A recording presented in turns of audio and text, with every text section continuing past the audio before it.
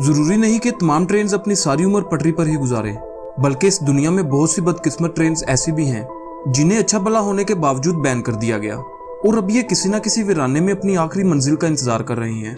इनमें से कुछ तो पूरे आइडियाज थे जिन्हें अवाम में पजीराई ना मिलने की वजह से इन्हें कबाड़ की नजर कर दिया गया।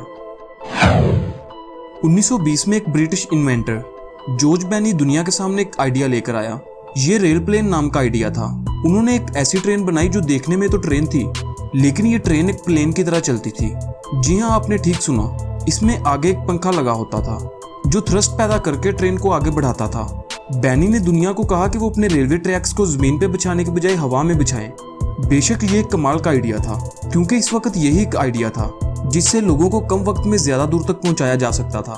बेनी ने अपने खर्चे से एक रेल प्लेन ट्रैक भी बनाया, लेकिन बदकिस्मती से इस आइडिया पर किसी का ध्यान न गया, जिसके बाद मजबूरन बेनी को अपना सारा सामान कबाड़ में बेचना पड़ा। अगर एक खतरनाक जल्जला ना आया होता तो आज रशिया के लोग मैग्लिव ट्रेन्स के ऊपर दौड़ रहे होते। मैग्नेटिकली लेविटेटिंग ट्रेन्स, ये ऐसी ट्रेन्स होती हैं जिसमें ओवरहेड पावर केबल्स की जरूरत नहीं होती। आपको ये सुनकर हैरानगी होगी कि इस ट्रेन के व्हील भी नहीं होते, बल्कि ये ट्रेन मैग्नेटिक फोर्स के जरिए ट्रैक से 10 मिलीमीटर ऊपर तैरती है। ये अपने आप में एक शाहकार था। आज दुनिया में मैग्लिव ट्रेन्स को चलाने की बातें की जा रही हैं, लेकिन रशिया ने 36 साल पहले ही मैग्लिव ट्रेन्स को अपने ट्रैक्स पर दौड़ा लिया था। इस प्रोजेक्ट का नाम वैगन TA-05 था। ये ट्रेन 150 मील फी घंटा की रफ्तार से दौड़ सकती थी। 1986 में लोगों ने इस पर सफर भी करना शुरू कर दिया था, लेकिन 1988 में रशिया में आए खतरनाक जल्जले ने सब कुछ हिलाकर रख दिया, जिससे मैग्लिव ट्रेन्स के ज्यादातर ट्रैक्स जमीन पर आ गिरे। इसके बाद करोड़ों डॉलर्स इनकी रिपेयरिंग पर लगाकर इन्हें ठीक करने के बजाय इन्हें लावारस छोड़ना ही समझदारी वाला काम माना गया। इसे इस हद तक लावारस छोड़ दिया गया कि इसका मलबा भी नहीं उठाया गया और प्रोजेक्ट वैगन TA-05, जिससे पूरे रशिया को उम्मीदें थी, को हमेशा के लिए बंद कर दिया गया। दोस्तों, कोल्ड वॉर का नाम तो आपने सुना ही होगा।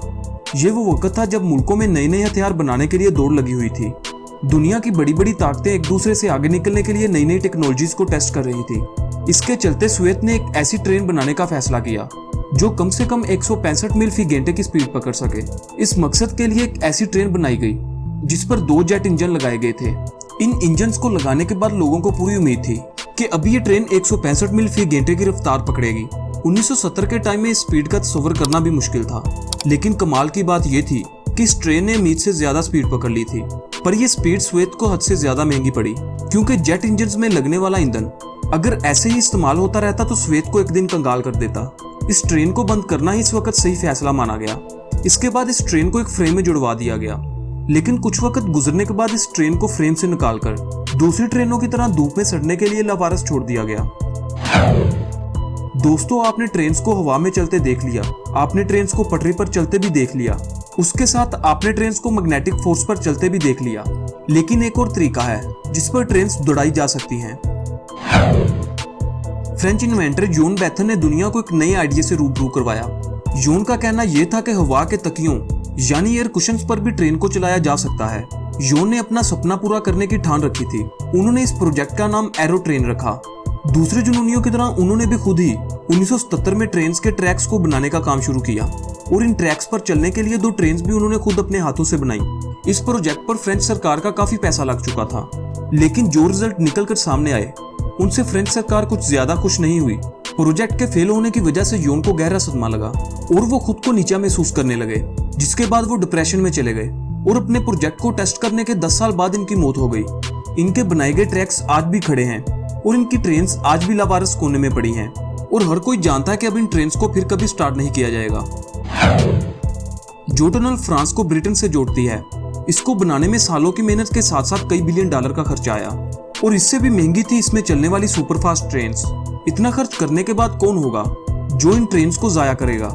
लेकिन ये पुरानी यूरोस्टार 373018 जो आज कुछ हद तक टूट फूट चुकी है और ये अब अपनी आखिरी मंजिल का इंतजार कर रही है। 1994 में बनाई गई ये ट्रेन लंदन से फ्रांस आने जाने का काम किया करती थी। 200 मील फी घंटे की रफ्तार से भागती ये ट्रेन इस वक्त की सुपरफास्ट ट्रेन मानी जाती थी, लेकिन 2016 में इस ट्रेन को रिटायर कर दिया गया और ये फैसला किया गया कि इसे स्टोर में खड़ा किया जाए। लेकिन बिलाखिर इस ट्रेन का अंजाम भी वही हुआ जो अब तक की दूसरी ट्रेनों का हो चुका है। इसे भी लावारस बियाबा में सड़ने के लिए छोड़ दिया गया और अब तो ये सैकड़ों परिंदों का घर बन चुकी है। इस जैसी दूसरी बहुत सी ट्रेन को रिसाइकल करके दूसरे मुल्कों में चलाया जा रहा है, लेकिन इस ट्रेन की किस्मत में शायद यही लिखा था। दोस्तों, वीडियो अच्छी लगी है तो वीडियो को लाइक करें और चैनल को सब्सक्राइब जरूर करें, क्योंकि इस चैनल में आपके सीखने के लिए बहुत कुछ है। अगली वीडियो तक के लिए अपना बहुत सा ख्याल रखिएगा। खुदा हाफिज।